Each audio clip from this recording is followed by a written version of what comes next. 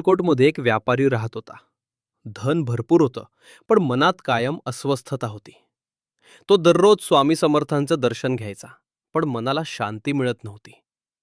एक दिवस तो स्वामींना म्हणाला, स्वामी, सगळं आहे, पण तरीही मन भरत नाही. स्वामी समर्थ हसून म्हणाले, जे आहे त्याची किंमत कळली की जे नाही त्याची वेदना उरत नाही. त्या शब्दांनी व्यापाऱ्याचं मन हललं. त्याने गर्व सोडला, सेवेला सुरुवात केली, गरजू लोकांना मदत करू लागला. हळूहळू त्याच्या मनात समाधान आलं आणि जीवनात खरी समृद्धी अनुभवायला मिळाली. शेवटी तो भक्त म्हणाला, स्वामी, आज खरं धन मिळालं. बोध, समाधान आणि सेवा हेच खरे वैभव आहे.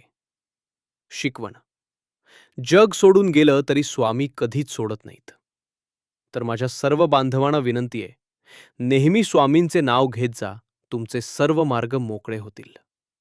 हा व्हिडिओ तुमच्या सर्व मित्रपरिवार सोबत शेअर करा आणि कॉमेंटमध्ये श्री स्वामी समर्थ लिहा.